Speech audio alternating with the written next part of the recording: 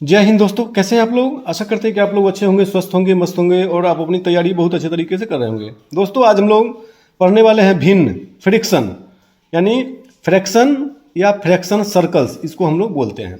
तो भिन्न के बारे में दोस्तों, इसका टूल्स के बारे में जानना है दोस्तों।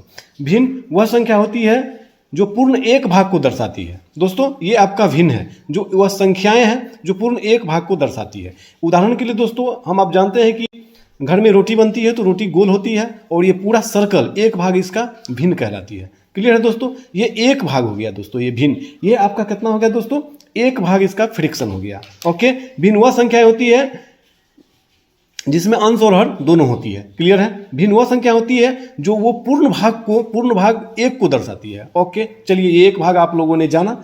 अब दोस्तों आपको समझना है कि भिन्न के और टुकड़ा करते हैं। चलिए ये दोस्तों, जब हम लोग इसको दो बराबर भागों में बांटते हैं तो इसको हम लोग बोलते हैं हाफ पार्ट, यानी 1/2 भाग, 1/2 भाग, 1/2 भाग और 1/2 भाग। इसको दोस्तों आप अलग अलग भी कर सकते हैं। देखिए इसको हम लोगों ने अलग अलग कर दिए और दोनों का जोड़ होगा दोस्तों 1। क्लियर है, ये दोनों का जोड़ होगा दोस्तों 1। ठीक है, आप चलिए अगला भी आते हैं। अगर यदि आप इसको 3 भाग बराबर भागों में बांटिएगा तो ये क्या है दोस्तों, ये तिहाई भाग हुआ, 1/3 भाग। इसको आप अलग अलग भी कर सकते हैं। वही रोटी को अगर आप 3 बराबर भागों में बांटते हैं तो अलग अलग करिएगा तो ये 1/3 करके होगा। 1/3, 1 तिहाई, 1 तिहाई इसको हम लोग बोलते हैं, 1/3। ठीक है, अगला दोस्तों है इसका 4 बराबर भागों में बांटते हैं। 4 बराबर भागों में बांटते हैं तो 1/4 कहलाता है। पूरा रोटी है और इसको 4 बराबर भागों में, अगर हम 1/4 इसमें से निकालेंगे तो इसका 1/4 कम जाएगा उसमें से। ओके दोस्तों, ये एक रोटी थी, एक भिन्न थी, इसको हम 4 बराबर भागों में बांटे, 1/4 हुआ, इसको बोलते हैं 1/4। अगला है दोस्तों, अगला देखिए, इसको अगर 5 बराबर भागों में बांटते हैं, 5 बराबर भागों में बांटते हैं तो 1/5 इसका हिस्सा होगा और इसको हम लोग बोलते हैं 1/5 या 1/5। ठीक है, इसका एक क्या है, 5वां भाग इसको बोलते हैं, 5वां भाग, यानी पूरे रोटी का 5वां भाग 1/5 का लाएगा। ओके, चलिए अगला क्वेश्चन है दोस्तों, यदि हम इसको 6 बराबर भागों में बांटना है, यानी छठा भाग। छठा भाग का मतलब हो गया दोस्तों 1/6 भाग।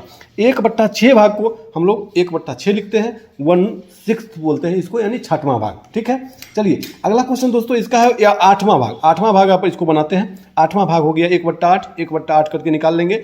अगर 1/8 इसमें से निकालेंगे, जैसे मान लीजिए कि ये हम निकाल लिए 1/8, 8वां भाग में 1/8 निकाले तो 7/8 बचा और 1/8 दोनों को मिला देंगे तो ये फिर 1 बन जाएगा। ये पूरा क्या होगा, एक टोटल एक रोटी है और इसको 8 बराबर भाग में आपने बांटा तो 1/8 हिस्सा होगा, इसको 8वां भाग बोलते हैं।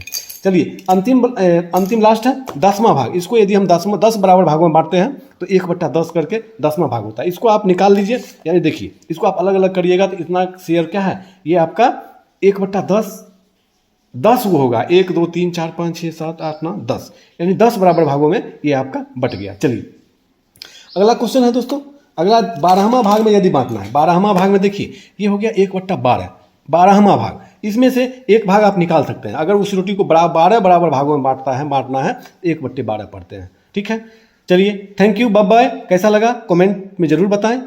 चैनल को लाइक, सब्सक्राइब, शेयर जरूर करें। Thank you.